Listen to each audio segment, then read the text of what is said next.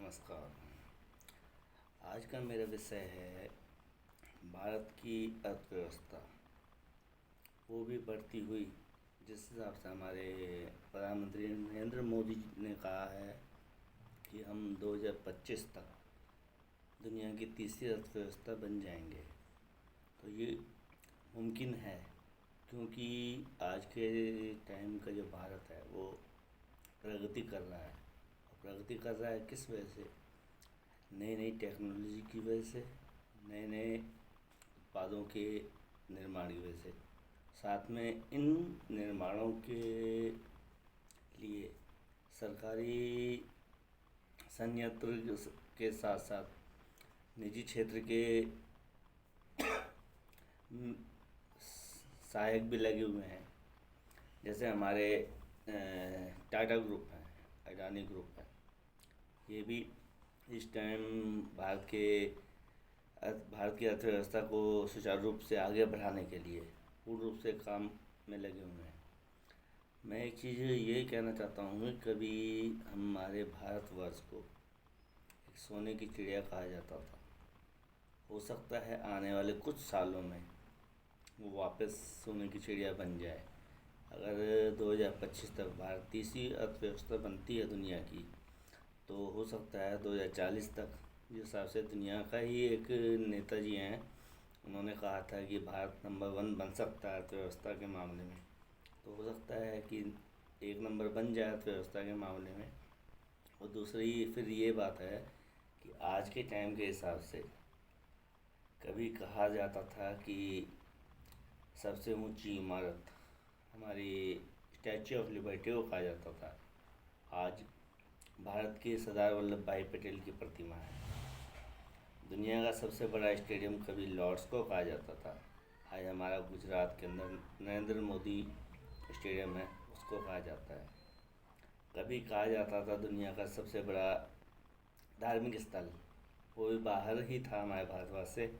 मगर अब आने वाले 2024 में हमारा अयोध्या में बनने वाला जय श्री राम जी का मंदिर, वो दुनिया का एक सबसे बड़ा और सबसे अद्भुत मंदिर रहेगा। बस उसका निर्माण कार्य कुछ ही दिनों का रह गया है। उसके बाद तो 2024 में 22 जनवरी 2024 को हमारे प्रधानमंत्री नरेंद्र मोदी और मंदिर के आचार्य प्राण प्रतिष्ठा करके श्री राम जी को वहाँ पे विराजित करेंगे और उनके मंदिर को फिर सुचारू रूप से भारतीय पर्यटन के लिए खोल दिया जाएगा। और मेरी ये सरकार से एक अनुरोध है कि भारतीय पर्यटन को बढ़ावा दिया जाए। आज के टाइम में भी इतनी टेक्नोलॉजी होने के बावजूद भारतीय पर्यटन को बढ़ावा ना दे के सरकार बहुत नुकसान उठा रही है। आज भी जिस व्यक्ति को मन करता है घूमने के लिए स्विट्ज़रलैंड या फ्रांस या जापान या कहीं चले जाते हैं, कनाडा घूमने चले जाते हैं। उनसे ये भारत के नागरिकों से ये अनुरोध है कि अगर घूमना ही है तो अपने देश में घूमिए। आपके देश में एक से एक जगह है। स्विट्ज़रलैंड जाने के बजाय आप जम्मू कश्मीर जाइए, बर्फ़ वहाँ भी है। आपको अगर प्रकृति का नज़ारा देखना है तो अरुणाचल प्रदेश, मिज़ोरम, उधर जाइए, उधर प्रकृति के नज़ारे हैं एक से एक। अगर आपको समुद्र का इलाका देखना है तो अपना गुजरात है, महाराष्ट्र है, आंध्रा है, कर्नाटका है, उड़ीसा है, पश्चिम बंगाल है, समुद्र का इलाका उधर देखिए। और हमारे महाराष्ट्र में, गुजरात में एक से एक घूमने लायक समुद्र के किनारे बीच बनाए हुए हैं, जो हमारे भारतवर्ष के नागरिक घूमने के लिए बाहर विदेशों में जाते हैं कि हम फला देश में हम वहाँ बीच पे जाएंगे। अपने भारत के जो बीच हैं तो उनको देखिए, वहाँ जाइए। इससे अपने भारत की अर्थव्यवस्था मजबूत होगी और अपने देश का ही पैसा अपने देश में रहेगा, तो वो हमारे देश में ही लगेगा, कहीं और तो नहीं जाएगा।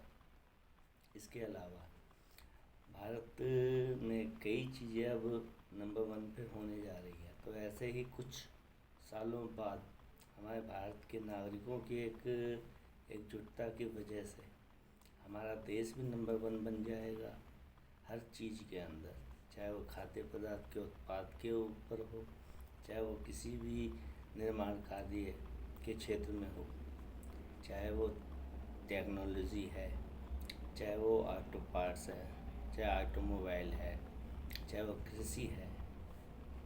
अब अंतरिक्ष का है, अंतरिक्ष में भी हमारा भारत कुछ हद तक पहुंच गया है।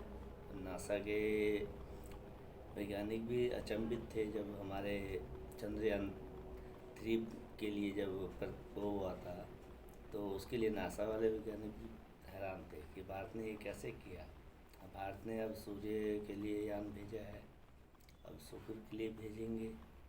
तो ऐसे धीरे धीरे करके भारत अपना अंतरिक्ष में भी दबदबा बनाने जा रहा है।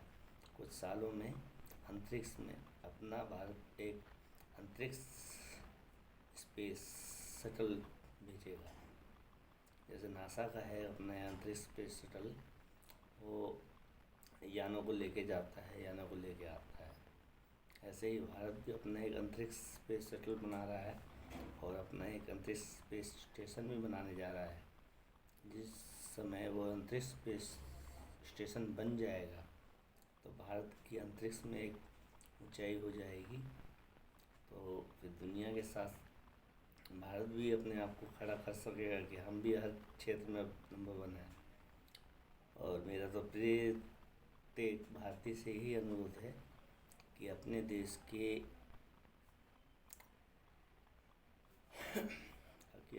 के प्रगति के लिए जितना हो सके उतना सहयोग दे। तन मन धन, धन के लिए सरकार है, अपना तन मन से आप सहयोग दीजिए, धन सरकार अपना आप लगाएगी। हमारे मोदी जो प्रधानमंत्री हैं मोदी जी, वो वैसे ही कहते हैं कि आप हमको केवल अपना तन मन से सहयोग दीजिए, बाकी सरकार अपने आप सारे काम करेगी। वैसे ही नरेंद्र मोदी जी की अगुवाई में भारतीय जनता पार्टी या एनडीए गठबंधन बहुत प्रगति कर रहा है भारत देश के लिए, और भारत देश की भी प्रगति हो रही है उसके जरिए। और आज के लिए यही, धन्यवाद।